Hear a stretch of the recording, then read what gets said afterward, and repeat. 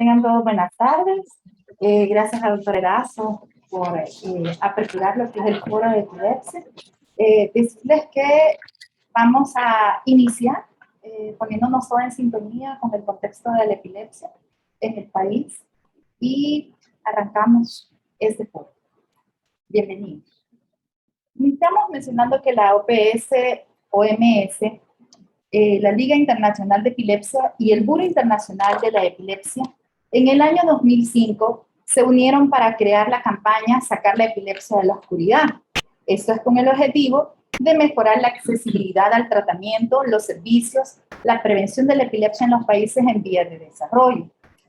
La OPS propuso incorporar la epilepsia a la estrategia de atención a las enfermedades prevalentes de la infancia, por lo que se propone establecer el diagnóstico temprano e iniciar el tratamiento por médicos generales y médicos de familia. Claro, esos médicos previamente capacitados en el primer nivel de atención, dado que el 80% del diagnóstico de epilepsia es clínico. Desde entonces ya se planteaba la importancia de mejorar la accesibilidad a un diagnóstico temprano, un tratamiento oportuno de las personas con epilepsia como parte indispensable de la atención integral en salud, impulsando el fortalecimiento de capacidades del personal de salud en los diferentes niveles de atención, criterios clínicos de referencia, interconsulta, estandarización del manejo clínico para la atención de calidad a las personas con epilepsia y crisis epiléptica. Esto también aunado al marco de lo establecido en el IME y la capacidad instalada institucional. En ese entonces, nuestras autoridades ya pensaban en que la epilepsia estaba invisibilizada y pareciera que ya el 2021 también tenemos ese mismo problema, pero diferentes instituciones y programas ya están encaminados a visibilizar lo que es el trastorno neurológico como es la epilepsia. Ahora bien, ¿sabían que la epilepsia es un trastorno neurológico crónico que afecta a las personas de todas las edades, que se caracteriza por crisis recurrentes y que se debe a descargas eléctricas excesivas de grupos de neuronas? Debemos también saber que unos 50 millones de personas en el mundo padecen de epilepsia, por lo que podemos considerarla uno de los trastornos neurológicos más comunes. Cada año, a nivel mundial, se registran 2.4 millones de casos nuevos. Y El Salvador no está lejos de eso. Vamos a ver más adelante nuestras estadísticas. 3/4 partes de las personas que viven en países de ingresos bajos y medianos no reciben tratamiento. Y un 30% de los pacientes que reciben tratamiento no responden satisfactoriamente. Esto es porque muchas personas todavía tienen limitantes, no solamente culturales, sino también geográficas para poder acceder a los servicios. Sabemos que estamos trabajando como Ministerio de Salud para romper esas barreras, pero es importante también que nuestra población tenga responsabilidad y todos colaboremos con este mismo progreso, ¿verdad? O avance en el tratamiento de la epilepsia. El riesgo de muerte prematura de 0 a 69 años de las personas con epilepsia es entre 2 y 4 veces más alto que de la población general. Esto debido a las complicaciones como el estado epiléptico, los traumas a los que se someten con cada episodio, las quemaduras que muchas veces sufren estas personas, ya que son pues convulsiones que se dan súbitamente, sobre todo en aquellos pacientes que no están controlados, las muertes por aspiración u obstrucción de la vía aérea, ya sea por alimento. En estos casos nosotros decimos de 2 a 4 veces, pero nuestro país, por ser un país en vías de desarrollo, se considera que es hasta 6 veces más alto el riesgo de muerte prematura. También debemos considerar que la epilepsia es una enfermedad multicausal, ya que algunas de estas causas son evitables, como es el caso de la desnutrición, las infecciones del sistema nervioso, como las meningitis, neurocisticercosis, los accidentes. Realmente hay una gran cantidad de accidentes. Si nosotros revisamos las estadísticas del BMT, los accidentes que se registran a nivel país, somos uno de los 5 países que registran más accidentes viales. También tenemos problemas que se pueden dar durante el embarazo y el parto, que también son potencialmente prevenibles. En muchos lugares del mundo, los pacientes y sus familias pueden ser víctimas de discriminación y estigmatización. Así que sí es importante realmente que trabajemos el tema de epilepsia. Para este año, el lema que tomó a bien OPS fue "Amo a alguien con epilepsia". De acuerdo con la Liga Internacional de Epilepsia, el 85% de las personas con epilepsia viven en países subdesarrollados. En cuanto a la prevalencia, según estudios realizados en Latinoamérica y el Caribe, las tasas de epilepsia activa tienen una variación entre 3.4 hasta 57 por 1000 habitantes. Se observó que la mayor prevalencia de epilepsia se da en los extremos etarios, en las primeras décadas de la vida, que son antes de los 20 años y por encima de los 60. Hay una mayor incidencia en países en desarrollo. Es una enfermedad multicausal que se ha asociado con secuelas cerebrales infantiles. Esto puede ser por lesión perinatal, por infecciones repetidas. Algunas causas son evitables, ya lo mencionábamos, y a menudo las personas con epilepsia presentan comorbilidades como depresión, ansiedad, discapacidades intelectuales, especialmente en niños, y se asocia a lesiones físicas como fracturas y quemaduras, lo que requiere una acción educativa enfocada no solamente al paciente, sino también a su familia y a su comunidad. Y así no solamente trabajamos la seguridad del paciente, sino que reducimos las ideas negativas que crean estigmatización en las personas que vivimos alrededor, ¿verdad?, de los pacientes con epilepsia. Acá tenemos parte de las estadísticas que me gustaría que visualizáramos, porque estas fueron las estadísticas del 2019. Hablaban de fatalidad al volante y en los países los accidentes de tránsito han pasado a ser una de las primeras causas de muerte. La OMS lo considera una epidemia. Estas son estadísticas del 2019. Si pueden visualizar la diapositiva, tenemos 20.107 accidentes reportados en el 2019, que dan un promedio de 55 casos al día. Lesionados, 10.960, que son un 54% de las personas que tuvieron un accidente. Esto quiere decir que de esos 54% tenemos población potencialmente a desarrollar epilepsia, porque dentro de los accidentados estaba revisando que una gran cantidad son por motocicletas. Acá no hay una asociación de epilepsia como tal de sociedad civil, pero en otros países sí, y ellos se unen para luchar contra este derecho vial, pero también lo hacen para que las personas usen el casco, para que se respeten más los derechos del motociclista, para que las personas también sean cautelosas, sean educadas, respeten lo que son las leyes viales. También podemos mencionar que fallecidos hay 1.406, que es un 7%, y después menciona los tipos de accidentes como choques, colisiones y atropellados. Pero quiero que visualicemos eso, porque dentro de las estadísticas sí se mencionan estos datos, y este dato solo varía por 100 fallecidos con las estadísticas del país. Y para el 2021 se cerraron con 1.156. El 2020 fueron mucho menos y sabemos que es por la pandemia. Ahora bien, la epilepsia viene desde mucho atrás. Históricamente se hablaba de epilepsia desde antes de Cristo, desde donde se manejaba por 1067 antes de Cristo como la enfermedad de las caídas. O sea, ya se asociaba con traumas y se hablaba también de un código de Hammurabi, en el cual se catalogaba la epilepsia como una enfermedad vergonzante, así se catalogaba. Y coadyuvar en sí con ella también se prohibía en esa época casarse, se prohibía tener hijos, se prohibía declarar, las personas con epilepsia no podían declarar en los juicios, se prohibía en ese tiempo, cuando existía la época de los esclavos, era prohibido vender esclavos epilépticos, y si tenía epilepsia y no decía, se valía devolverlo. O sea, imagínense, desde entonces existía una estigmatización, claro. En aquella época no existía un control, no existía un médico neurólogo, mucho menos un epileptólogo como lo que tenemos hoy en el foro, ¿verdad? Entonces, sí hemos avanzado, más sin embargo, seguimos trabajando para romper las barreras y sacar la epilepsia de la oscuridad.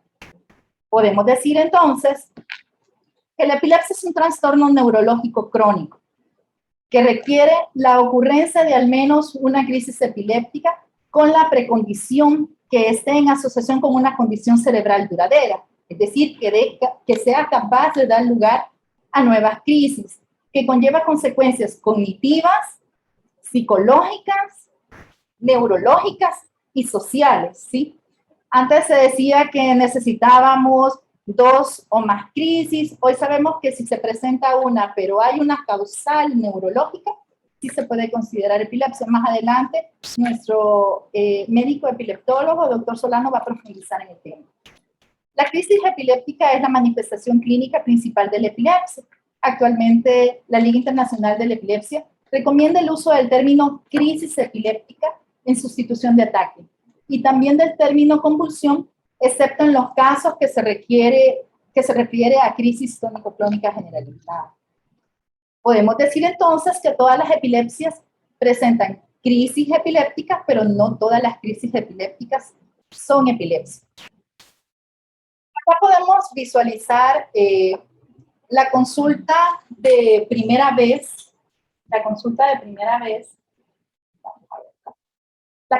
primera vez por diagnóstico de epilepsia en El Salvador. Estas son estadísticas sacadas del sistema del CIS del 2018 al 2021. Si podemos ver el comportamiento para 2018 a comparación a 2021, vemos una elevación en 2019, por pandemia bajó en el 2020, pero en 2021 vamos en ascenso nuevamente. Acá tenemos la consulta de primera vez por diagnóstico de epilepsia, pero distribuida por departamento. Vemos la mayor concentración de casos de epilepsia en San Salvador, pero si ustedes pueden visualizar que todos los departamentos del país reportan consulta de primera vez de epilepsia. No hay ninguno que se quede fuera. Luego podemos ver lo que es la consulta subsecuente por diagnóstico de epilepsia, también distribuida por departamento del 2018 al 2021. Se aclara los códigos de los cuales se ha tomado la información porque son los códigos que maneja el CIS con epilepsia, que es G40 y G41. Y si podemos visualizar la consulta subsecuente, vemos una constante, o sea, en el 2020 sí hay una ligera disminución de la consulta por epilepsia en los establecimientos de salud, pero no han dejado de consultar los pacientes. Y en el 2021, si se fijan, vuelve nuevamente a una elevación en la consulta.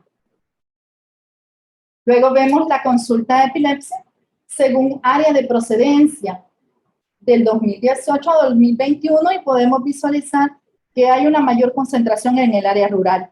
Si medimos la cantidad de población rural que tenemos es mayor que la urbana, entonces sí es coherente con nuestra población. Luego vemos la consulta de epilepsia según sexo. Acá vemos que predomina en el sexo femenino. Luego tenemos la consulta de epilepsia por nivel de atención. Acá tenemos si es primero, segundo o tercer nivel y observamos una mayor concentración en las barras amarillas que representan el segundo nivel. Sabemos que en el segundo nivel podemos encontrar internistas, podemos encontrar médicos generales, pero los neurólogos como tal, si hay hospitales de segundo nivel, 1 o 2 que tendrán 2 horas. El resto están concentrados en tercer nivel y deberían estar manejando únicamente el 30%, que son aquellas epilepsias que no se pueden controlar en primero y en segundo. Pero en primer nivel, donde consulta la mayor parte, o tiene acceso la mayor parte de la población, vemos sí hay consulta, pero es menor que la de segundo nivel. Vamos a trabajar en eso.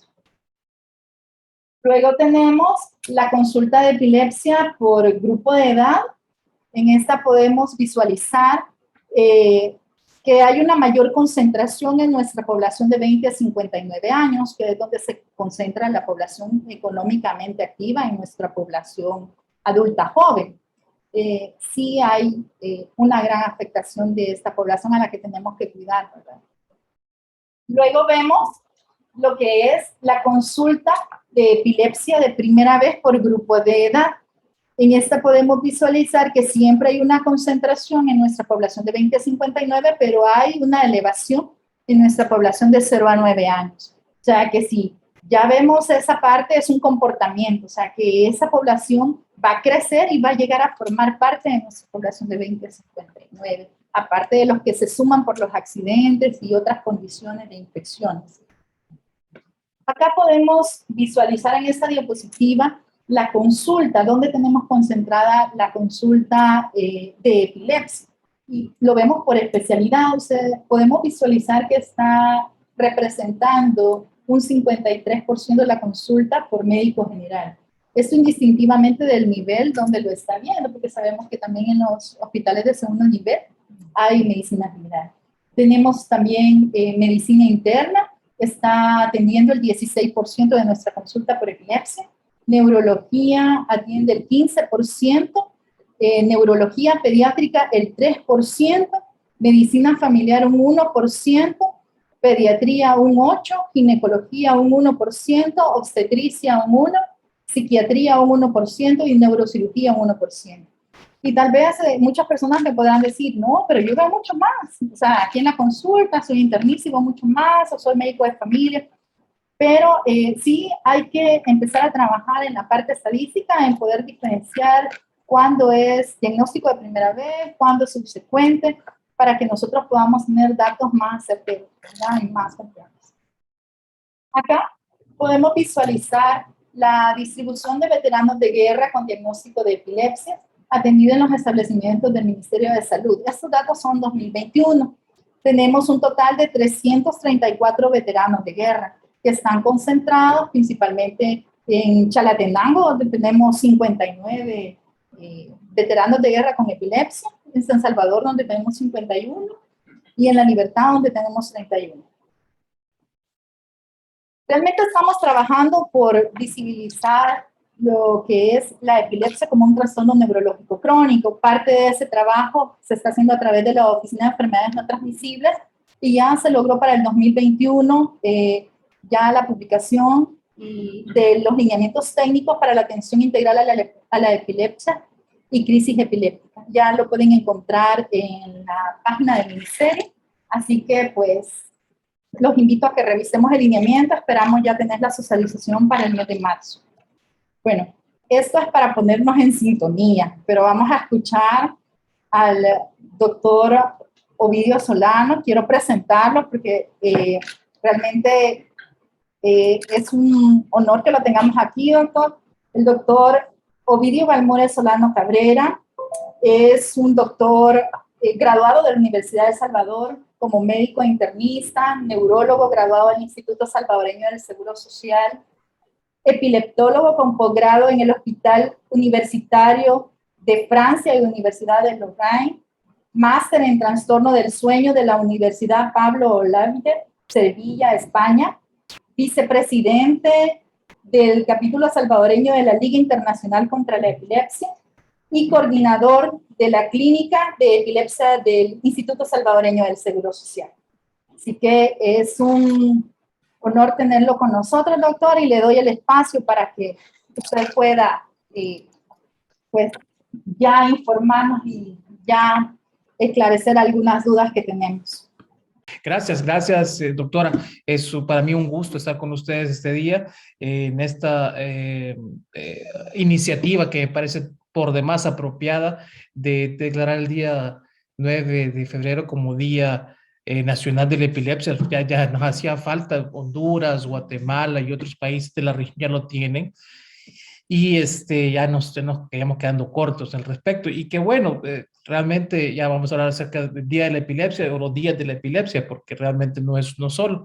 Pero sí, les agradezco la invitación y espero que no sea la última vez, al contrario, que sea la primera de muchas y aquí el compromiso público para apoyar en todo lo que se refiera a esto. Este día vamos a hablar acerca de lo que es el abordaje de la primera crisis epiléptica en adultos. Cuando hablábamos de este tema, queríamos un tema que pudiera abarcar a todo y fuera de interés para los médicos en diferentes niveles. Entonces, decidimos elegir ese tema porque creo que eso a todos nos vamos a enfrentar alguna vez con esto como médicos. Sabemos que una crisis epiléptica es una experiencia pues, bastante, podemos decir, hasta traumática para un paciente y para aquella persona, el familiar o la persona que esté cerca, que el testigo que ve una crisis nunca se le va a olvidar. ¿Por qué? Porque este es un evento muy dramático muchas veces que puede asombrar, puede chocar, puede impactar o impresionar mucho a la persona que lo presencia y el que lo vive. Entonces tenemos que, como médicos, estar listos para saber cómo lidiar con estas enfermedades. Muy bien. Si quieren, entremos en materia. Ok. Les propongo que abordemos el tema en 3 sencillas preguntas. ¿Es o no es? Si es, ¿cómo la clasifico? Y si es y ya la clasifiqué, ¿qué hago con ella? ¿De acuerdo? Básicamente, ese es el abordaje de una primera crisis y el abordaje de la epilepsia también. Pero vamos a ir paso por paso. Antes que nada, que un recordatorio acerca de la epidemiología, la doctora ya lo hizo, ya lo mencionó. Realmente un motivo de consulta frecuente de urgencia y la consulta de neurología más frecuente o de la más frecuente que existe. Quizás solo se le equipara la cefalea y en la emergencia el stroke, pero junto con estas dos patologías que acabo de mencionar, son las enfermedades trazadoras de la neurología. En Estados Unidos, anualmente 150,000 adultos presentan una crisis de primera vez y, ojo, que según lo que hemos visto, una de cada 100 personas, una de cada 10 personas en el mundo a lo largo de su vida, ya sea desde el neonato hasta el adulto mayor, van a presentar una crisis epiléptica en su vida. Lo bueno es que, como la doctora dijo, no necesariamente van a desarrollar epilepsia, pues solo una de estas 100 personas van a presentar epilepsia. Ya vamos a hablar de las diferencias, de las definiciones más adelante. La incidencia de 61 casos por 100,000 personas y una primera crisis puede ser manifestación inicial de muchas cosas, no solamente de epilepsia, sino también de manifestación o de patologías sistémicas o de un evento de injuria cerebral que puede ser de diferentes tipos. Entonces, la pregunta es si es o no es. Y aquí vamos a hablar acerca del diagnóstico. ¿Qué vamos a discernir aquí? ¿Se trata o no se trata de una crisis epiléptica? Vamos a definir primero que una crisis epiléptica es una manifestación neurológica paroxística, sensorial, motora, cognitiva, vegetativa o comportamental causada por una actividad neural cortical anormal excesiva, ya porque tiene características de hiperexcitable e hipersincrónica, súbita y transitoria de un grupo de neuronas del sistema nervioso central. Si usted me dice a mí, sí, doctor, qué bonita esa definición, ¿es nueva? No, la verdad es que no es nueva. Esta definición la acuñó el señor Julian Jackson allá por el siglo XIX y sigue estando vigente. No se equivocó. Pero si la queremos hacer más sencilla, esta es una descarga eléctrica anormal que se da en la superficie del cerebro y que conlleva una manifestación neurológica que puede ser como las que dije antes, motora, sensitiva, cognitiva, comportamental, vegetativa, y que inicia y termina de manera súbita y es transitoria. Entonces, algunos autores recomiendan para explicar al paciente que explicarlo como si fuera una tormenta eléctrica en la superficie del cerebro que va a dar una manifestación neurológica y que va a ser rápida. Entonces, cuando vamos al abordaje inicial de una crisis, vamos a encontrar un paciente que tiene una sintomatología paroxística. Nuevamente, paroxístico es todo aquel evento que inicia y termina de manera brutal, de manera súbita, o que conlleva una pérdida de conciencia, la cual no sabemos por qué sucedió. ¿Se tratará de una crisis epiléptica o habrá algunos otros padecimientos que nos puedan confundir un poco? Y esto nos lleva a hacer una exhaustiva historia clínica y un diagnóstico diferencial adecuado. Pues nosotros podemos enrumbar nuestra historia clínica para sacar todos los detalles. Y ojo, hay que ser sumamente meticuloso y sumamente detallista para saber preguntar y conseguir todos los datos que nos lleven a tener una noción mejor del caso. Yo siempre bromeaba cuando yo era residente que todas las crisis epilépticas que existían eran tónico-clónicas, decía yo. Porque cuando en la emergencia metían un paciente egresado por crisis de epilepsia, decía crisis tónico-clónica. Jamás, jamás yo vi otra que no fuera así. ¿Por qué? Porque prácticamente esa es la manifestación más frecuente que nosotros veíamos. Sin embargo, no era la primera manifestación y no era la manifestación más importante, sino la más evidente. Entonces, pues todos estaremos, ¿cómo luce una crisis epiléptica? Bueno, obviamente todos estamos acostumbrados a ver una manifestación como esta. Ve un paciente que está en monitoreo, de repente ve una serie de sacudidas en los miembros, y después, posteriormente, una costura tónica de los 4 miembros, que hasta un encorvamiento, casi inopistótonos, de su tronco, y posteriormente, poco a poco, empezamos a ver estos movimientos de sacudidas clónicas, rítmicas, con ese oscurecimiento del electroencefalograma que tenemos sincrónicamente registrado.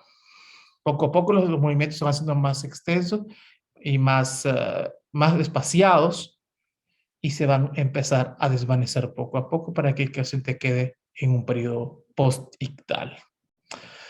Estas son las crisis que usualmente nosotros tenemos, dicho como tónico-clónico. Dicho sea de paso, aquí la crisis es mioclónico-tónico-clónica, porque tenemos una sacudida no rítmica al inicio. Pero eso es lo que más o menos todos entendemos o hemos visto o tenemos en nuestro marco contextual o conceptual de una crisis epiléptica. Pero una crisis epiléptica va más allá que eso. Vamos a ver este caso, una paciente de la clínica de epilepsia que está comiendo y de repente arrestó el comportamiento. Pareciera que tiene un medio contacto preservado. Vean cómo se queda con la mirada fija y luego de búsqueda. Vemos su mano izquierda que se empieza a mover sin ningún propósito específico y la mano derecha, sin embargo, está inmóvil.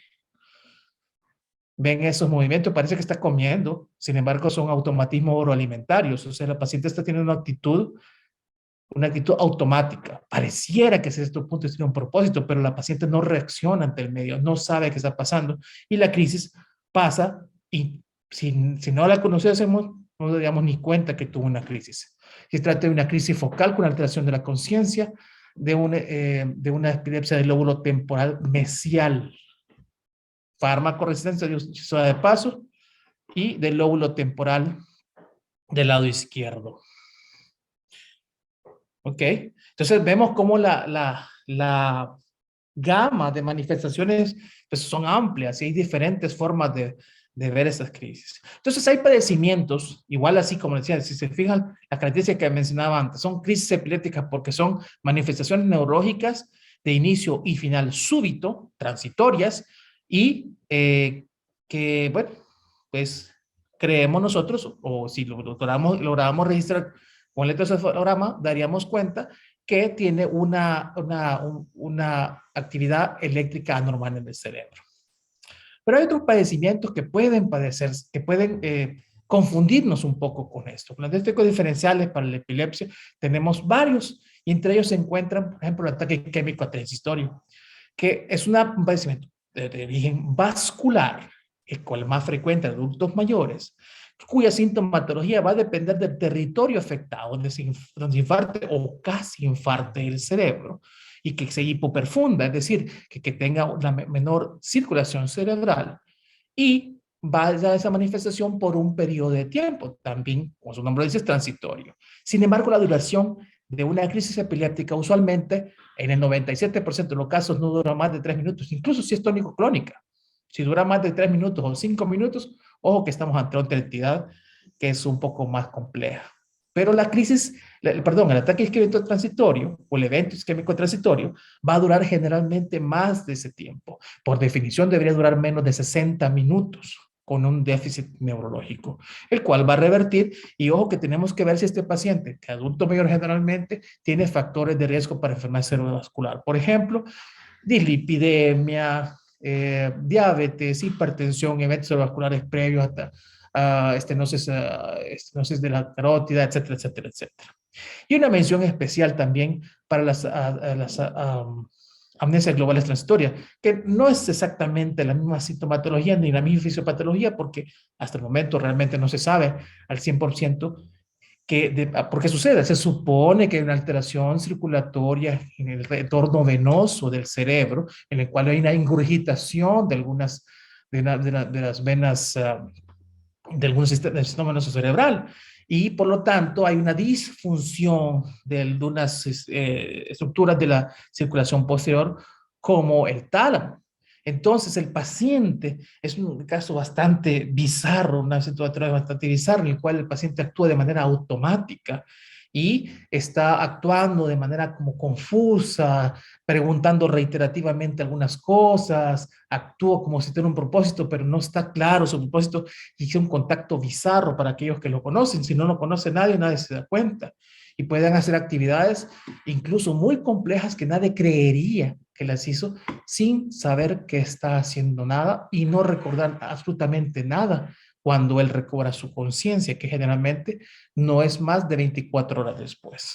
Esas son patologías bastante raras y que asustan bastante, pero son más dramáticas de lo que parecen, porque realmente no son tan malignas desde el punto de vista fisiopatológico.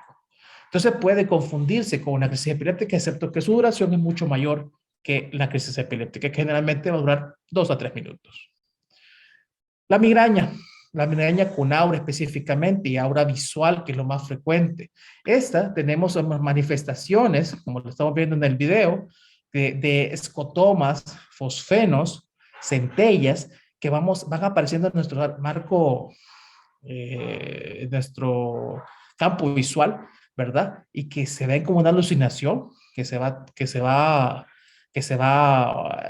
instalando y se mantiene ahí por una duración de entre 5 a 30 minutos, generalmente precediendo o al mismo tiempo de una cefalea que tiene características de migraña. ¿Cuáles son?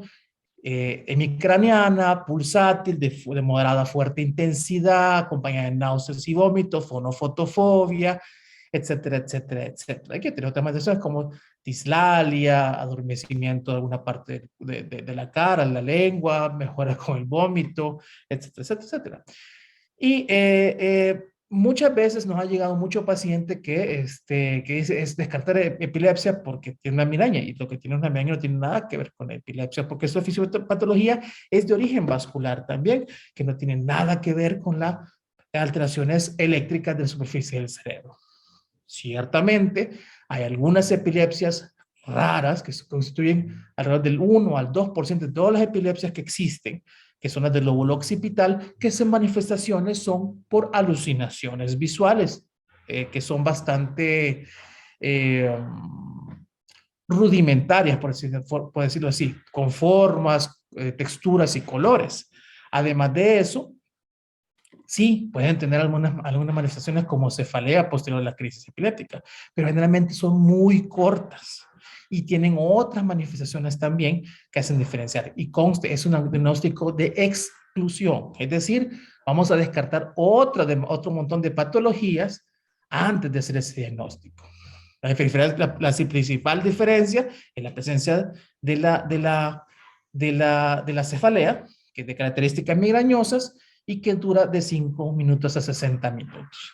Y otra cosa muy importante, el aura que llevamos ahora, ese término de aura se reserva única y exclusivamente para la migraña. Ya no ocupamos el término aura para epilepsia. Ah, es que me dio una aura, dice el paciente. Entonces, obviamente el paciente no va a saber la diferencia, pero nosotros sí tenemos que saber la diferencia. Y sabemos que una aura es una manifestación ictal, la primera manifestación ictal del paciente mientras está consciente en su crisis epiléptica. Voy a hablar de esto más adelante.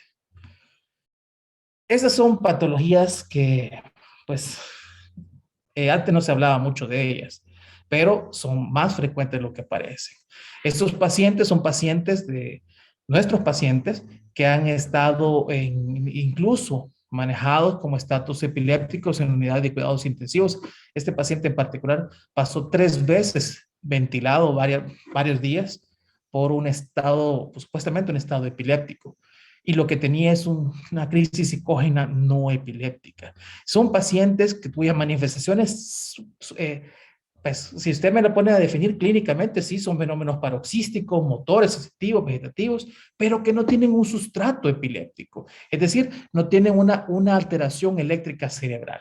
Y sí, muy por el contrario, pueden tener una causa emocional o psicológica subyacente que les haga desencadenar estas manifestaciones. Vemos cómo esos movimientos, pues fácil, sí, alguien, uno un poco experimentado podría confundirse, pero cuando lo vamos viendo, vemos que son movimientos que son asincrónicos, son movimientos fluctuantes que aumentan y disminuyen de intensidad con el tiempo, que por momentos mueven más la pierna, por momentos mueven más los brazos, no son estereotípicos, es decir, en unas ocasiones son una manera, en otras ocasiones son de otra forma diferente. Y vemos como, por ejemplo, el paciente tiene una expresión de confort y hasta sufrimiento, de dolor muchas veces porque hay algo subyacente, algún trauma emocional que lo puede estar produciendo, que se esté parpadeando, por ejemplo, ese movimiento que un momento es un brazo más que el otro, o que un momento más las piernas que las otras piernas, o que tengan una resistencia voluntaria. Eso hace que sea más fácil de diagnosticar. Dicho sea de paso, son de los diagnósticos diferenciales más difíciles que existen y máxime cuando coexisten con la epilepsia. Entonces, ¿cómo se define la crisis psicógena no epiléptica? Manifestaciones comportamentales paroxísticas imprevisibles e involuntarias. Es otra cosa importante. Muchos habrán oído mencionar el término pseudocrisis. Y ese término tampoco ya se utiliza porque pseudo significa crisis, falso, o sea, una falsa crisis. Y esto no es una falsa crisis. El paciente sí está teniendo una crisis, nomás que no es epiléptica. El paciente no puede controlar esto, ¿verdad? Diferente al malingering, que es aquellas manifestaciones por una ganancia secundaria. El paciente que, por ejemplo, tiene un examen y no tiene tiempo para estudiar y no quiere, no quiere hacer el examen, pues se cae, se tira y hace un montón de movimientos para no hacer el examen. Y ya cuando le hacen caso, ok, ya terminó. Eso es diferente, ya hay una ganancia secundaria. Pero en estos casos, no. En este caso son completamente involuntarios, son transitorios que pueden manifestarse con signos sensitivos, motores, vegetativos, emocionales, comportamentales, pero que no tienen un origen eléctrico cerebral, sino más un origen psicógeno, un origen psicológico, emocional. La incidencia pues, no es tan baja, de 1 a 4 por cada 100,000 habitantes, son más prevalentes en mujeres que en hombres, y hasta un 40% pueden coexistir con la epilepsia, y esto los hace más difícil para nosotros, porque a veces no sabemos qué estamos tratando, si las crisis psicógenas o las crisis epilépticas. El diagnóstico definitivo va a ser siempre por un video electroencefalograma, que es el gold estándar para este diagnóstico. Y estas son patologías bien particulares. Más de alguno lo habremos visto y más de alguno podríamos haber dicho, eso debe ser una convulsión, debe ser una crisis epiléptica, porque ¿qué otra cosa podría ser? Vemos a un paciente que cae, se desploma y tiene estos movimientos de los miembros, estos movimientos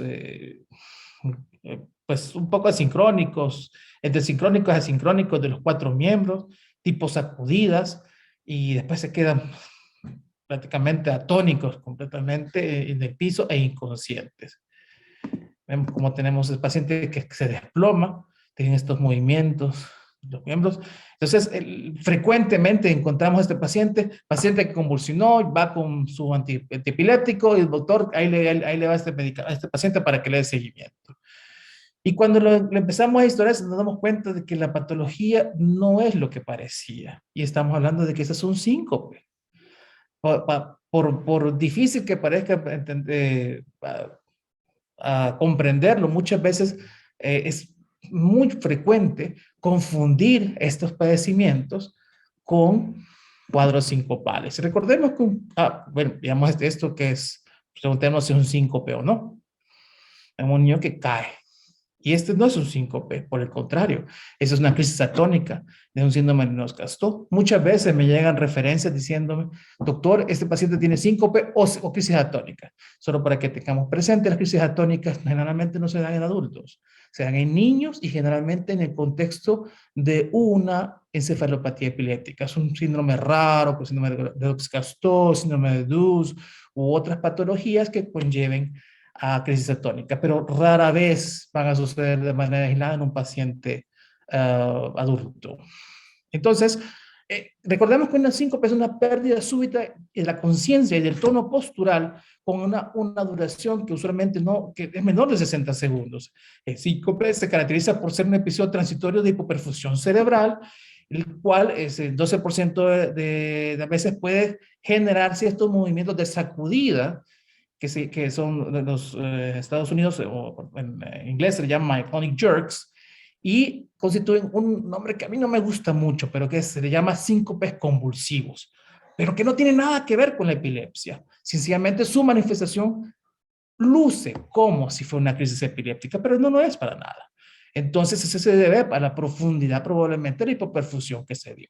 El 3% de los pacientes mayores de 70 años van a experimentar un episodio sincopal en el momento de su vida y hay herramientas que podemos utilizar bastante baratas y asequibles para hacer el diagnóstico diferencial. Así está el score de Sheldon. El score de Sheldon es esa tabla que están viendo aquí, que es fácil de utilizar. Una sensibilidad y una especificidad del 95%, es una herramienta muy útil que se puede pasar en 3 minutos, la cual le pregunta a usted a un paciente sobre las manifestaciones que tuvo y el sacar un score total que dice que si tiene un puntaje mayor de 1, es una alta probabilidad de crisis epiléptica. Si es menor de 1, es una probabilidad alta de que sea síncope. Nada difícil de pasar, bastante barato y no tiene que hacerse muchos exámenes para esto. Eso es para el bagaje de cada uno de nosotros. Trastornos del sueño. En el trastorno del sueño tenemos varias patologías que pueden ser bastante raras y bizarras, sonambulismo, trastorno de comportamiento del REM, síndrome de piernas inquietas y cosas mucho más raras como este caso de esta paciente que tiene apnea del sueño, está aparatada y tenía estos movimientos recurrentes, periódicos de los miembros que eran bastante estereotipados. Debo de agregar, tenía 4 antiepilépticos, pero no se lograba controlar. La cuestión estaba en que estábamos tratando algo que no era. Y eso es un artículo que tuvimos la oportunidad de participar, de un caso que describimos, de un síndrome de movimientos periódicos complejos de los miembros. Este paciente se le retiraron los antiepilépticos y se le comenzaron medicamentos de pramipexole, que es un medicamento que ocupamos para Parkinson, y se controló muy bien. Entonces, no todo lo que se mueve involuntariamente va a ser crisis epiléptica.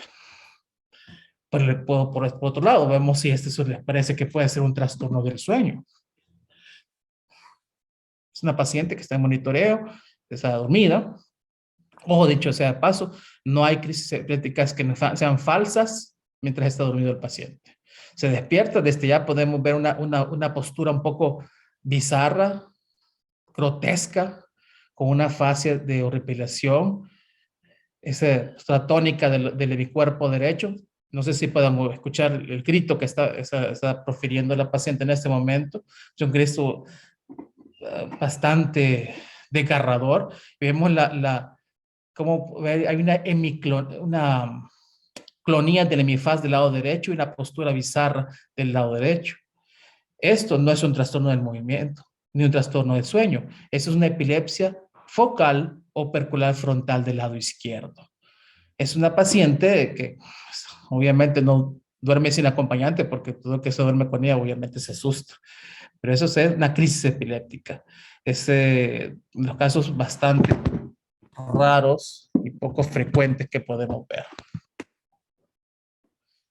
Y menos de 2 minutos y pasa. ¿Ok? Ok, entonces ya establecimos qué cosas pueden y no pueden ser crisis epilépticas. Entonces, es a nosotros, en función de nuestra historia clínica, que tiene que comenzar, y ojo, esto es el dato que es de lo más importante para hacer nuestra historia clínica, preguntar qué es lo primero que usted siente cuando tiene una crisis epiléptica. Si tuvo una crisis, sintió algo, qué fue el preámbulo. No pregunten si hay auras, o pregunten qué sintió, si los pueden describir, si hay una sensación de premonitoria, si hay una sensación de vacío en la boca del estómago, si tuvo un adormecimiento en la punta de los dedos o en la mano derecha o izquierda, si tiene una sensación como de déjà vu. Todo eso es importante para la historia clínica del paciente y cómo se va desarrollando. Y entonces yo dije, bueno, obviamente ya hice lo que el doctor me dijo, pregunté si tenía factor de riesgo para enfermedad cerebrovascular, no tiene cefaleas, no tiene migraña, no hay historia de migraña en sus antecedentes. No hay trastornos del sueño, pues probablemente es una crisis de epilepsia. Entonces, si tiene una crisis de epilepsia, tengo que catalogarla, tengo que clasificarla y saber si eso o no es una epilepsia. Porque, ojo, como decía la doctora, la epilepsia conlleva crisis epilépticas, pero no todas las crisis epilépticas conllevan epilepsia. Entonces, lo primero que tengo que preguntarme es si es provocada o no. Entonces, vamos a hacer esa distinción si las crisis epilépticas son provocadas o no. La crisis epiléptica provocada es toda aquella que presenta una estrecha relación temporal con alguna lesión aguda del sistema nervioso central. Esta lesión aguda puede ser de origen metabólico, tóxico, estructural, infeccioso o inflamatorio. Bueno, hipoglicemias, hiponatremias, traumas craneoencefálicos, eventos cerebrovasculares, meningitis, etcétera. Y las crisis no provocadas son aquellas crisis epilépticas que no existe una estrecha relación temporal con alguna lesión aguda sistémica del sistema nervioso central. ¿Por qué la diferenciación o la distinción de esto? Porque las crisis epilépticas provocadas o sintomáticas son aquellas que vamos a tener ese sustrato que vamos a poder tal vez potencialmente corregir. Un trauma, una hiponatremia, una hipoglicemia. Y el tratamiento no implica antiepilépticos, implica corregir la causa que las provocó. ¿Verdad? Si tenemos una hipoglicemia, corregimos la hipoglicemia. Si tenemos una hiponatremia, corregimos una atremia. Si tenemos un trauma craneoencefálico, vamos a tratar el trauma craneoencefálico. Por otro lado, cuando ya hicimos nuestro abordaje, pero no encontramos ninguna de estas injurias cerebrales agudas, entonces podemos hablar de crisis no provocadas. ¿Y por qué es tan importante hablar de eso? Porque ya sabemos esta definición de crisis epiléptica, no la vamos a repetir, pero para catalogar si el paciente tiene epilepsia o no, lo podemos hacer desde la primera crisis, pero tiene que cumplir ciertas características. Entonces, la epilepsia es una enfermedad cerebral, o sea, la definición operativa de epilepsia implica una enfermedad cerebral que define por cualquiera de las siguientes circunstancias. Ojo, cuando digo cerebral, implica que la epilepsia solo puede venir de un lugar, el cerebro, no del cerebelo, no del tallo encefálico, mucho menos de la médula, de los nervios periféricos. Viene única y exclusivamente del cerebro y de la corteza cerebral, o sea, la superficie. Entonces, tiene que cumplir al menos una de las siguientes características. Al menos 2 crisis no provocadas con un rango de separación, un intervalo de separación de más de 24 horas entre una y otra. Es decir, que si tenemos una crisis hoy y otra dentro de 2 semanas, ese paciente, y no encontramos algo que las produzca, que las provoque directamente, como una hiponatremia o una hiperglicemia, entonces ese paciente automáticamente después de la segunda crisis tiene epilepsia. Pero podemos hacer el diagnóstico desde la primera crisis si tenemos una crisis no provocada y un factor que predisponga la probabilidad de recurrencia de arriba del 60% en los próximos 10 años. ¿Cuáles son esos factores? Un electroencefalograma con actividad epiléptica, una lesión cerebral, por ejemplo, que hemos encontrado en un examen de imagen como un tumor cerebral o una cicatriz, una gliosis de un evento cerebral antiguo, o el diagnóstico de un síndrome epiléptico que ya están bien definidos, con los cuales son, que por ejemplo el síndrome de Lennox-Gastaut, el síndrome de Dus, el síndrome de Dravet, etcétera, etcétera, etcétera, epilepsia micrónica juvenil, todos esos que ya están bien descritos. Y otra cosa muy importante en la definición, se lo ponen aquí porque hay que estar bien claros. Se considera que una epilepsia está resuelta o inactiva, se le llama ahora, en los sujetos con un síndrome epiléptico dependiendo de la edad, que han superado la edad correspondiente o aquellos que se han mantenido sin crisis en los últimos 10 años y en los cuales esos últimos 10 años, 5 de ellos han sido sin medicamentos. Entonces, para que un paciente esté, entre comillas, curado de una epilepsia, tiene que haber salido de ese rango de edad de las epilepsias que nosotros llamamos funcionales, que se van a resolver solas con la edad, o que tuvieron crisis de epilepsia y se diagnosticó con epilepsia con usted, y ya no tuvieron crisis después de 10 años y 5 de ellos no tienen medicamento. Ahí podemos decir que están resueltas, antes no. Por aquello sí que quitar el medicamento. La La Liga Internacional contra la Epilepsia en el 2017 sacó una propuesta de clasificación que al día de hoy es la más práctica.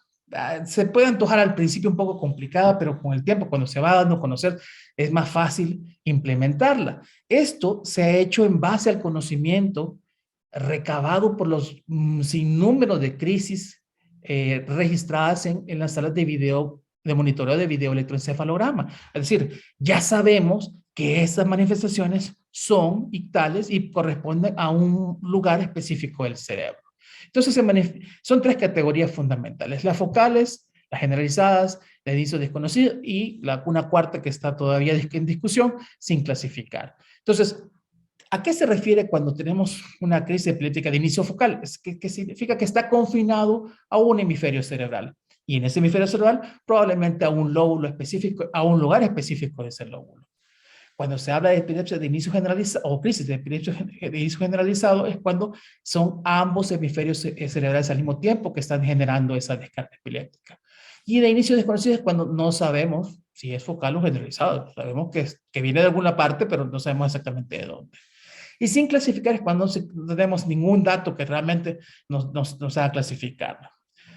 Las epilepsias focales se pueden dividir en dos tipos: en las que tienen alteración de la conciencia o las que no tienen alteración de la conciencia, y con inicio de síntomas motores o no motores.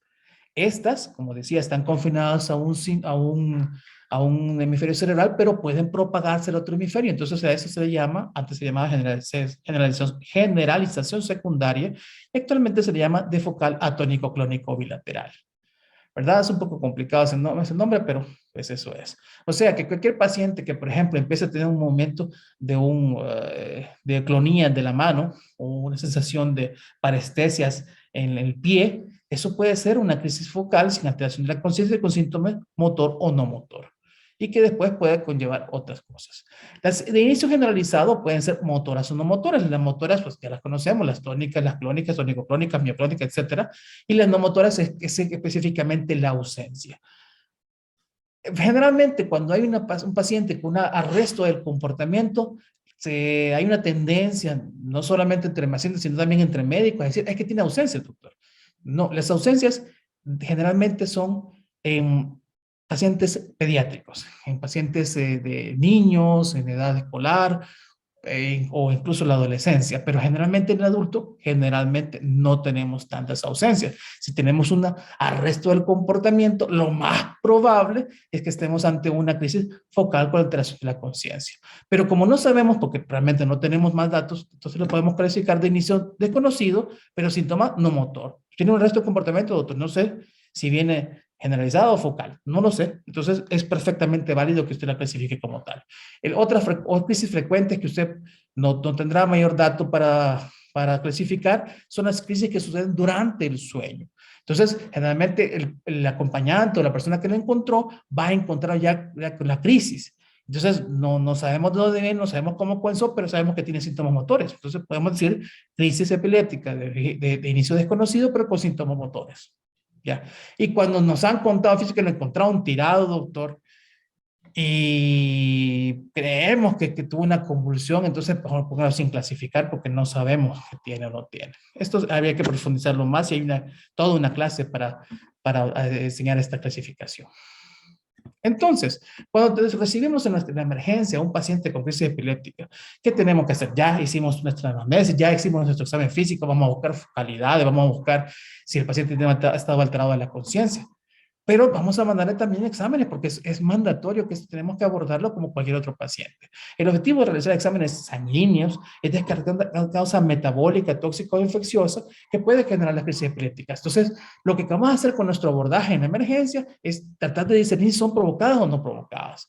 Esto es útil realizar un estudio completo de electrolitos, de glicemia, de hemograma, una recortes de fase aguda, todos aquellos exámenes que de rutina usualmente dejamos una emergencia, que lo que nos van a ayudar nuevamente es a discernir esto, porque hay diferentes tipos de etiología, ¿verdad? Por ejemplo, si es metabólica, pues una glucosa central, con un hemoglucotesto usted puede saber si el paciente llega en hipoglicemia. Es más, hay protocolos de crisis epilépticas, que lo que dicen que en el ABC, usted al mismo tiempo que está checando la vía aérea, está tomando un hemoglucotest, porque puede ser que ese paciente esté, ¿cómo se llama?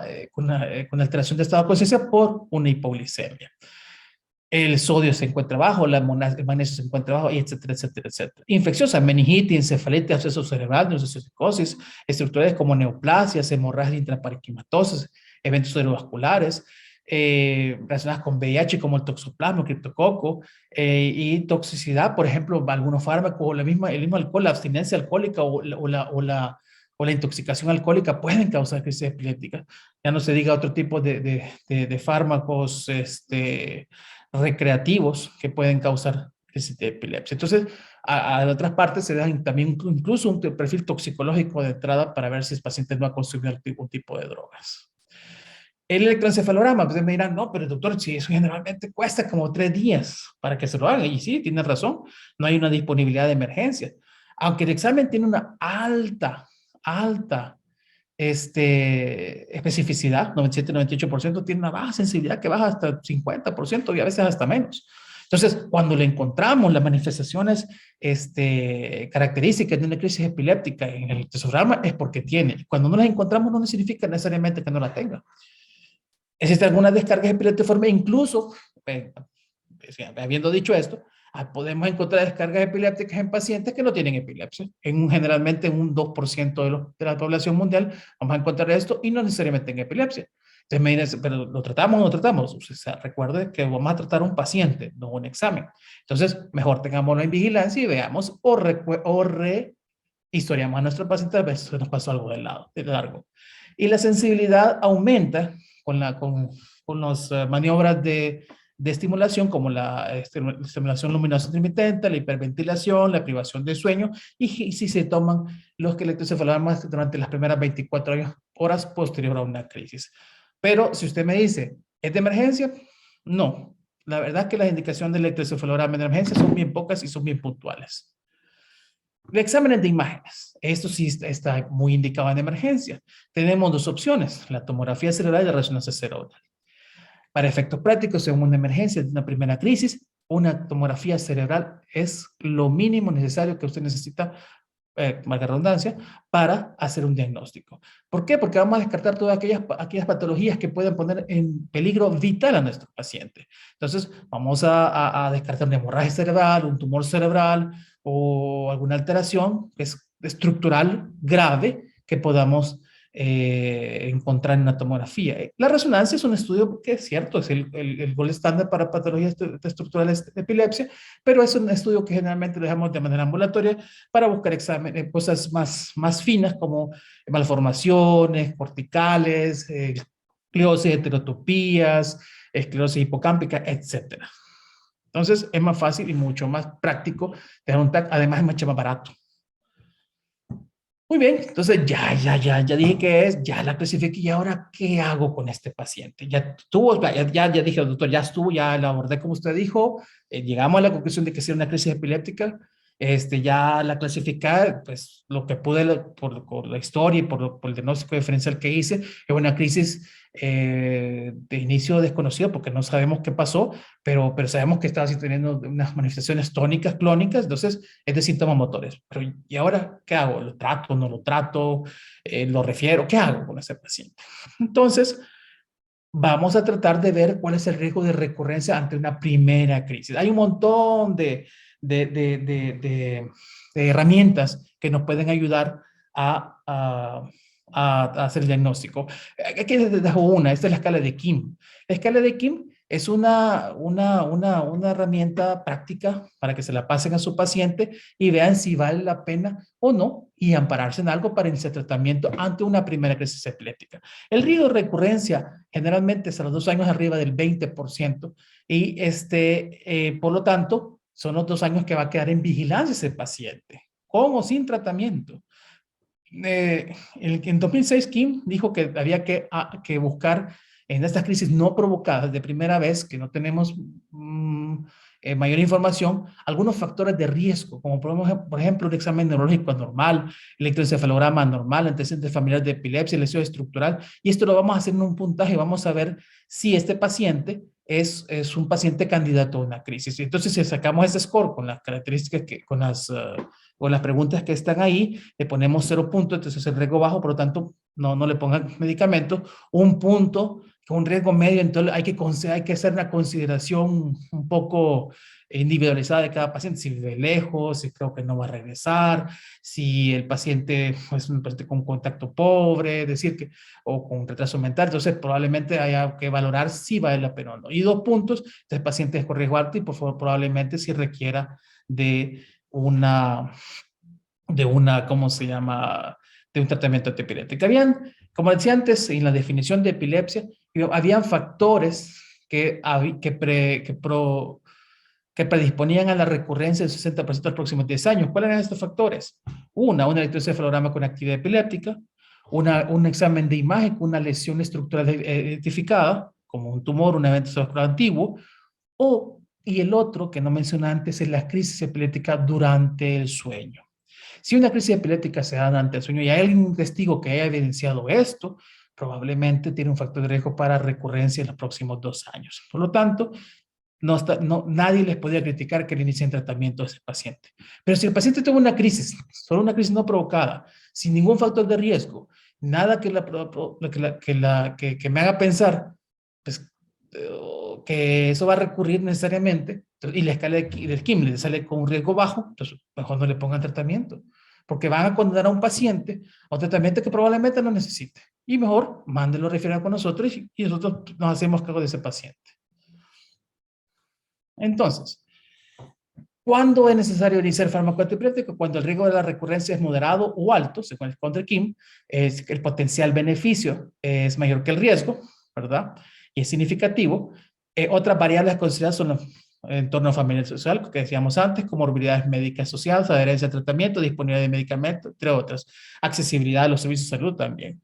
Se valora al paciente siempre en forma individualizada y personalizada, 70% de los casos, y eso es lo más importante de esto, si iniciamos un tratamiento temprano de una epilepsia, el 70% de los casos se van a controlar bien con 1 o 2 fármacos antiepilépticos, o sea que no van a tener ninguna sola crisis.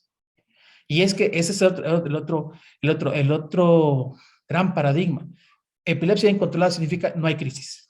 No es una crisis a los 3 meses o al año, es que no tenga ninguna crisis. Y eso es lo más importante de tratar es uno de los conceptos que queremos dejar. No, cero crisis. Tratar de lidiar, porque nuevamente, si este paciente no se controla a pesar de tener 2 medicamentos bien indicados y bien tolerados, entonces entramos a lo que se llama el concepto de farmacoresistencia, que son los pacientes de difícil control, que son los que tengo que ver yo, o cualquier otro neurólogo.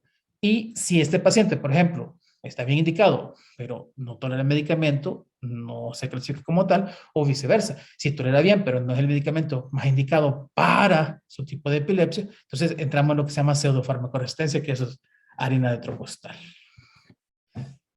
Este algoritmo resume básicamente todo lo que hemos hablado hasta ahorita. Historia clínica, el examen neurológico y el estudio paraclínico del paciente nos va a ayudar a discernir si es una crisis epiléptica o no. Si no lo es, pues ¿qué otra cosa puede ser? Una IT, una migraña, un síncope, una crisis psicógena, y vamos a ver el abordaje como tal.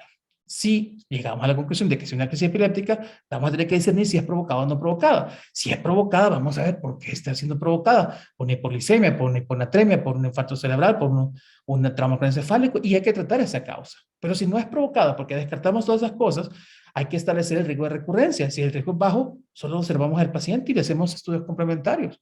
Nos da chance de pensar y de referirlo si es necesario. Pero si es riesgo moderado, en algunos casos, o alto, iniciemos el tratamiento y mandémoslo con el especialista.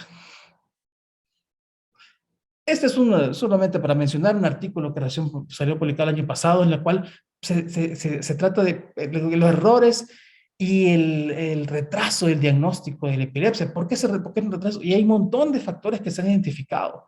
Factores que van desde cosas tan sencillas como que no hay acceso al servicio de salud, como que el paciente tenga miedo de qué me van a decir, como que el paciente ignore que es importante consultar. Todavía pensamos eso, o le damos una noción mística a la patología del encanto, una maldición que se cura con un sinfín de remedios caseros mágico-religiosos. A otros también tenemos que poner nuestro papá en remojo, el desconocimiento como nosotros como médicos de la patología, ¿verdad? En la cual si no es convulsión, si no es crisis tónico-clónica, entonces no es epilepsia. Porque puede ser así. O vamos a esperar un poco más a ver si se repite esto, a ver si se recurre, y si recurre, pues hablamos. Y lo demás, pues obviamente también la falta de acceso a los servicios de salud. Pues, ya la doctora mencionaba que los neurólogos que son tan poquitos y solo tienen poquitas horas y tenemos miles de pacientes con epilepsia en este país, lo que hace que sea más difícil acceder a los servicios adecuados para la atención de estos pacientes, lo cual lleva a un montón de consecuencias como mal diagnóstico, como el tratamiento, la brecha terapéutica que implica que todo aquel paciente que tiene una patología debe ser tratado por esa patología, y la brecha es que no esté siendo tratado por la patología que le corresponde, y en este país de la epilepsia es más del 50%. En otras palabras, de cada 10 pacientes con epilepsia, más de 5 pacientes no están siendo tratados por epilepsia. Eso es una estadística de la OMS y es para toda Latinoamérica. Entonces hay que cerrar esa brecha. Y por último, solo quiero hablar un poquito del retiro de fármacos. Es un tema un poco delicado que pues hay que tocarlo porque es un poco polémico. Antes de hacer cualquier modificación del tratamiento, ya sea indicar nuevos tratamientos, quitarlo, ponerlo, preguntémonos qué estoy tratando y a quién estoy tratando. ¿Estoy tratando una crisis epiléptica, sí o no? ¿O será un síncope que me ha estado sucediendo en las narices todos estos años y no le he podido controlar porque obviamente los antiepilépticos no sirven para los síncopes? O es una tía, o es una crisis psicógena, eso es lo más difícil de diagnosticarse. Y veamos si el paciente, ¿qué paciente es? ¿Es una mujer en edad fértil? ¿Es un niño? ¿Un adulto mayor? ¿Es un hombre pues, con comorbilidades? Entonces, para elegir y saber si tengo que no tratar tratamiento o quitar un tratamiento.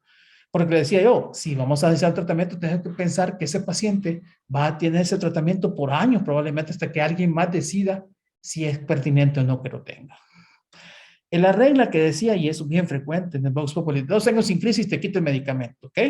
Eso no se debe aplicar solo porque sí. En algunos pacientes, como por ejemplo la ausencia del infante, sí se da esa premisa tan fácil, ¿ok? Traté el paciente, lo diagnosticé adecuadamente, el tratamiento, y si tienes 2 años sin crisis, entonces, bueno, muy bien, vamos a quitar el tratamiento o por lo menos tratar de retirárselo. Pero en pacientes con epilepsia lo más probable es que no suceda esto. Si le diagnosticamos epilepsia, lo más probable es que ese paciente, como tal, en adultos principalmente, va a tener su antiepiléptico el resto de su vida. En una crisis única, no provocada, podemos valorarlo después de 2 a 3 años si amerita un tratamiento, si no ha tenido recurrencias, si los electroencefalogramas han sido recurrentemente normales, si no hay lesiones. Entonces podríamos ver. Y eso ya hemos tenido sus experiencias de pacientes que una sola crisis es focal, que es un factor de riesgo, pero pues eso después de 2 años con tratamiento, pues no teniendo recorrido, sus electroencefalogramas seriados han sido normales, pues, y los estudios de imagen y resonancia son normales. Entonces podemos intentar tratar de retirarlo. Pero esto quizás es trabajo para mí, es trabajo para el especialista. Entonces, antes de meterse en un problema, mejor manden al paciente. No vaya a ser que ese paciente, lo único, es que no ha tenido crisis por 10 años, pero no tenía crisis por 10 años porque el medicamento estaba funcionando, ¿verdad? Entonces, usted estaba haciendo bien su trabajo hasta que decidió suspenderlo. Y la mayoría de epilepsia en adulto probablemente tendrán medicamento de por vida. En conclusión, la evaluación inicial se debe realizar de forma integral, empezando por una adecuada y exhaustiva historia clínica, una anamnesis completa y una aproximación semiológica adecuada, con el objetivo de descartar diagnósticos diferenciales que pueden estar confundiendo y para que se parezca mucho a las crisis epilépticas. Se debe promover el uso racional de los fármacos antiepilépticos para evitar circunstancias clínicas como pseudofarmacoresistencia, la cual impacta de manera negativa la evolución de la enfermedad y la calidad de vida de los pacientes. Y el retiro de los fármacos antiepilépticos es trabajo, para mí, del neurólogo o del epileptólogo. No quiero no quiero terminar esta ponencia sin presentarles el equipo multidisciplinario de epilepsia del Seguro Social, que trabajamos desde hace varios años para los casos más complicados. Discutimos los casos más difíciles de abordaje y con orientación quirúrgica. Ese es nuestro equipo, nuestro grupo de pacientes con epilepsia que tiene su página de Facebook, ya está tratando de organizarse para hacer actividades en pro del paciente mismo. Y este es el capítulo sobre la vida contra la epilepsia, el cual trabajábamos para tratar de de hacer este tipo de cosas que ahora, gracias a Dios, tenemos a ministerio que esperemos colaborar de codo a codo con ellos. Y por último, un solo mensaje. Vaya, días de conmemoración de la epilepsia hay varios. El Día Internacional es el segundo lunes de cada febrero. El Día Latinoamericano de Epilepsia, que lo celebramos aquí hace un par de años, es el 9 de septiembre. El Día Púrpura el 26 de marzo. Y ahora tenemos el día 9 de febrero como Día Nacional de la Epilepsia. Pues qué bueno. Qué bueno que tengamos varios días. Para mí todos los días son días de epilepsia. Así que esta es una enfermedad que amerita que la saquemos de las sombras. Amerita causar concientización, pues porque todavía tenemos, y no digo eso de manera peyorativa, pero en general la sociedad todavía la ve con un halo de misticismo que que no merece. Esa es una enfermedad como cualquier otra que hay que tratar, y hay que tratar de, valga la redundancia, de desmitificar y manejarla lo mejor posible en cualquiera de las instancias que amerite. Gracias, doctor. Nos falta también la participación de doctora María Magdalena Archila Lazo, quien es psiquiatra, jefa de la Oficina de Salud Mental, y su hobby principal es jugar tenis y pasear en familia. Me gustaría que escucháramos la ponencia que tiene relación con el lema Amo a alguien con epilepsia. Tengan todos muy buenas tardes.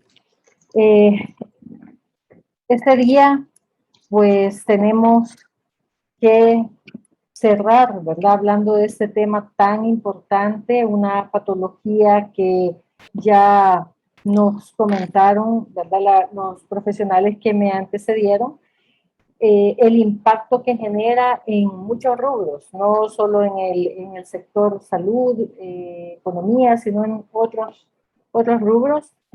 Y también podemos identificar que el estigma que reciben los pacientes es más grave incluso que la misma patología, porque los lleva a presentar diferentes acciones como no manifestar, no buscar el apoyo que necesitan para sus síntomas. Entonces, cuando hablamos de estigma, hablamos que se refiere a actitudes o creencias negativas que se llevan a desvalorizar, a desacreditar y desfavorecen, ¿verdad?, por parte del público en general a las personas con enfermedades mentales. Dentro de todas ellas, como trastornos mentales del comportamiento, incluida la epilepsia, ¿verdad? Existen además diferentes tipos de estigma y podemos identificar que esto ha iniciado a lo largo de la historia, sabiendo que la epilepsia es una enfermedad desde siempre estigmatizada y se identifica como una de las enfermedades que más nombres, tiene una diversidad de nombres y que a través de la historia han asociado a diferentes conductas o pensamientos, y uno de ellos es el Código de Hammurabi, allá por 1780, que decía que la epilepsia, al igual que la lepra, eran enfermedades vergonzosas y se les prohibía, por ejemplo, casarse o declarar, pero era tal grado la discriminación que aún, ¿verdad?, en su concepto más denigrante como en su aspecto de la esclavitud, aún así eran rechazados y tenía la potestad la persona de regresarlos, rechazarlos así vilmente, decir, esto como un objeto lo retorno. En algún momento fue llamada la enfermedad lunar y a los epilépticos pues se les llamaba lunáticos, ¿verdad? Ahora sabemos que hay todo una asociación, la gente dice, bueno, cambia la luna y acá la persona cambia, ¿verdad? De su estado de ánimo, le dan más convulsiones, entonces asociado a esto, ¿verdad? Eran llamados lunáticos. Y en el antiguo Egipto se les colocó otro nombre, Benesejet, que significaba enfermedad muy peligrosa enviada por los dioses. Aquí todavía tenía un sentido divino. Y los médicos prehipocráticos le llamaron enfermedad sagrada, ¿verdad?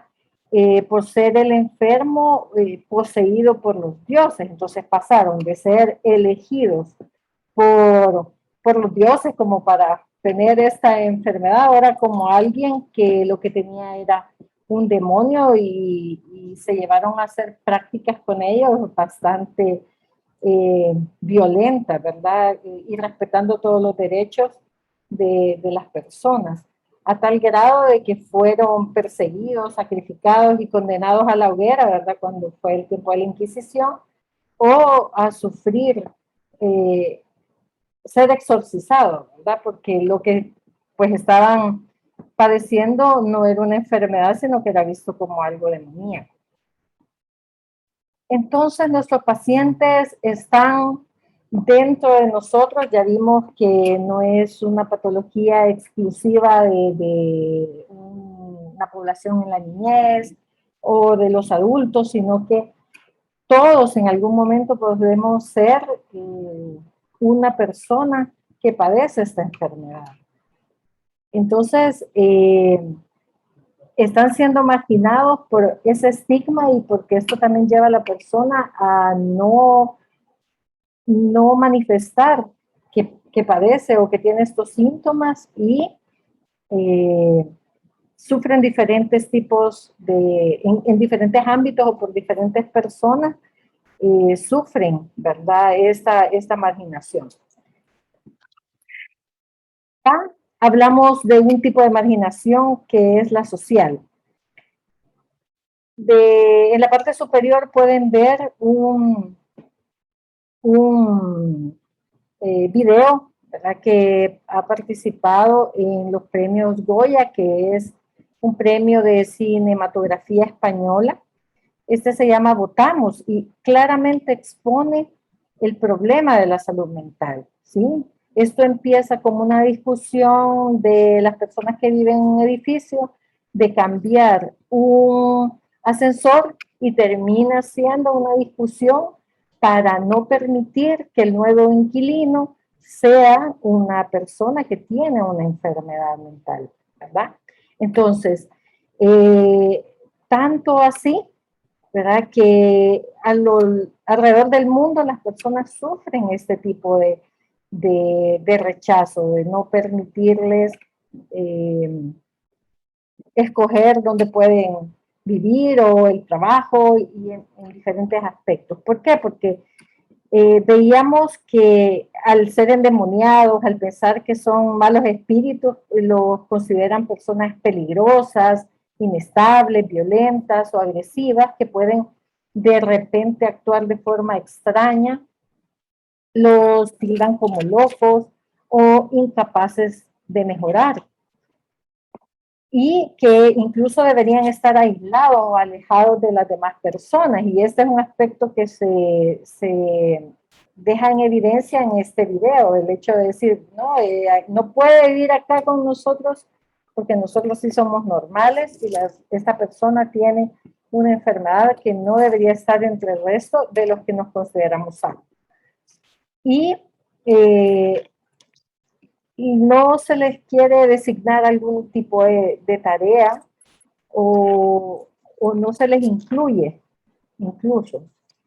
Las personas con epilepsias tienen dificultades para acceder a algunos seguros de vida o seguros de enfermedad, obtener permisos para conducir, ocupar determinados cargos laborales, hasta para conformar un matrimonio, ¿verdad? Como lo mencionábamos anteriormente, había todo un estatuto para no permitir que estas personas se casaran.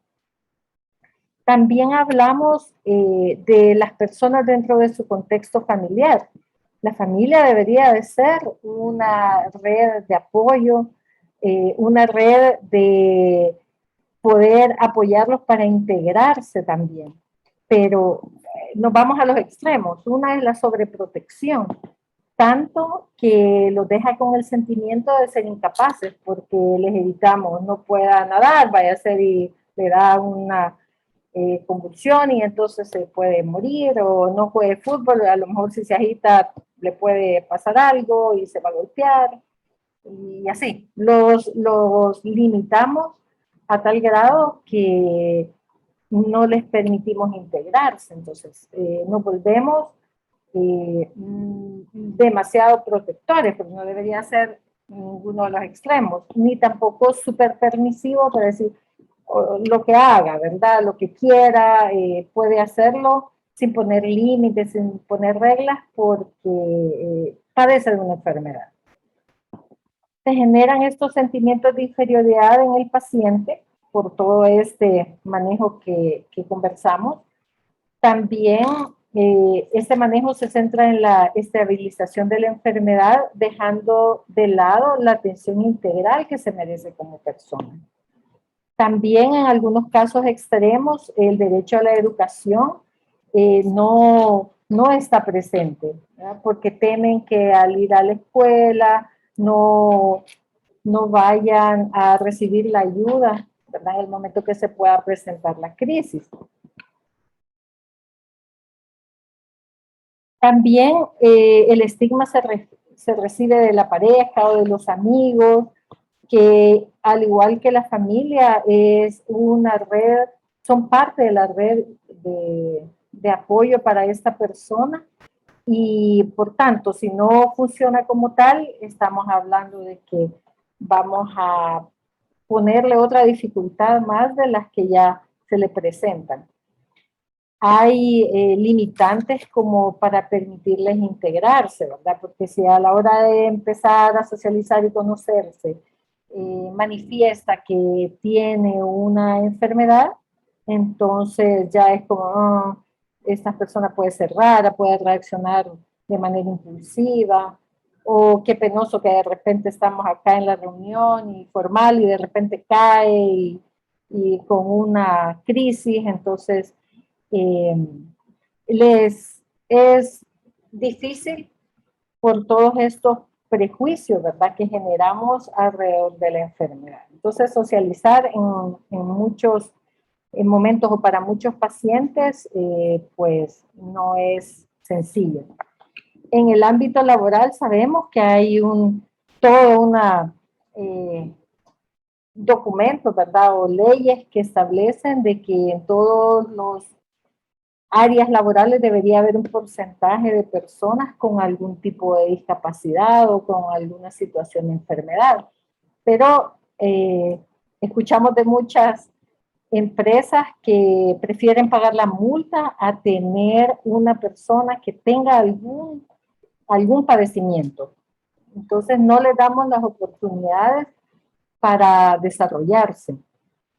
Y eso va con cualquiera de las discapacidades, pero es mucho más, ¿verdad? El porcentaje de estigma que se da en las enfermedades como la epilepsia y otros trastornos mentales. Salud no está exenta, ¿verdad? Nosotros como salud, nuestros sistemas también en muchos casos favorecen esta discriminación. Si el paciente llega por una situación meramente médica, alguna sintomatología, pero menciona dentro de su discurso que padece una enfermedad o que toma anticomiciales, de repente es, pues debe estar relacionado con esto, entonces, o dudo de que lo que le pueda medicar vaya a tener interacción con lo que le estoy dando, entonces mejor que lo maneje el médico tratante de cabecera. Entonces damos manejos incompletos o una atención estereotipada. Entonces prevalece más la enfermedad o la discapacidad que la sintomatología u otro cuadro diagnóstico. Entonces, no estamos tratando enfermedades, estamos viendo a la persona o debemos ver al individuo ahí como sujeto de derecho, no como una etiqueta o una enfermedad. Entonces, no son tomados en cuenta muchas veces en las decisiones acerca de su tratamiento, como la capacidad de poder decidir este medicamento me parece o no me parece. No lo tomamos en cuenta en cuanto a las necesidades que pueda tener el paciente. De repente este es como lo mejor, sí, pero estamos hablando de una joven, un adolescente, y de repente con el uso crónico tenemos unas encías que se sonríe y se le ven que ella no se sienta o él no se sienta cómodo, como esos efectos secundarios lo están afectando. Entonces muchas veces no estamos escuchando qué es lo que el paciente o la persona que padece la enfermedad tiene que decirnos. Entonces, debemos terminar el estigma. ¿Por qué es tan importante que hablemos de este tema? No solo conozcamos todo el manejo en cuanto a la farmacología, al hacer el diagnóstico, sino que todo esto es mucho más grave de lo que parece, porque el hecho de que no se den los contextos para que la persona hable acerca de cómo se siente, cómo está vivenciando su enfermedad, está muy relacionado con la posibilidad de tener una comorbilidad, que son los cuadros ansiosos, los cuadros depresivos, y llevarlo a cuadros graves como una depresión con intento suicida, ¿verdad?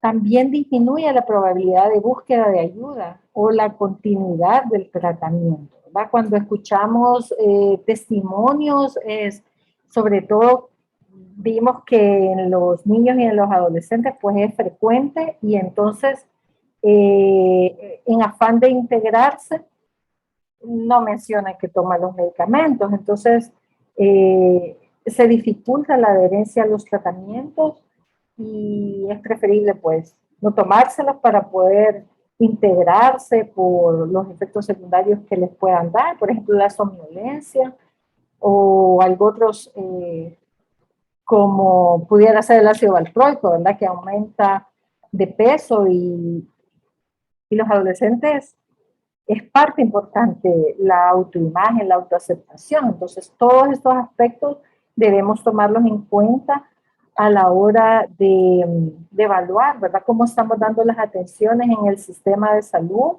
o preguntar todos estos aspectos, cómo los está vivenciando nuestro paciente para poder apoyarlo o identificar la necesidad de referencia para que haya un equipo multidisciplinario que pueda brindar las atenciones.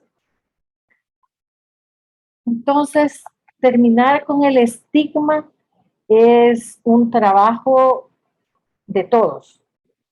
A lo largo de la historia sabemos que hay muchos personajes que han padecido de esta enfermedad y se desenvolvieron y crearon e hicieron grandes cosas. Entonces, nuestros pacientes también deben tener esas oportunidades.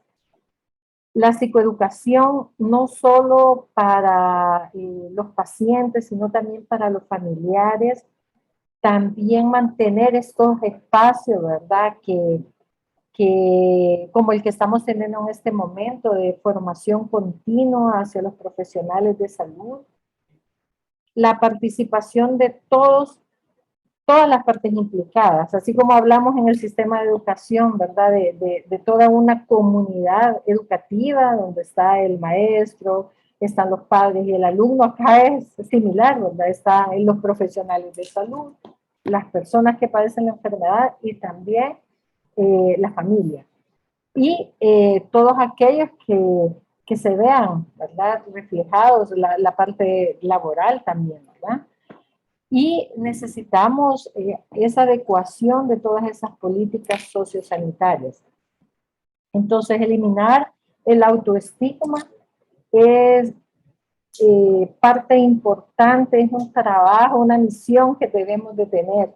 Evaluarlo, preguntar, ¿verdad? ¿Cómo está vivenciando su diagnóstico, su enfermedad, sus síntomas las personas para poder orientarlos y apoyarlos y de esa manera esas actitudes sociales negativas que al final terminan siendo parte de la concepción de la persona, entonces podamos nosotros también eliminarlo.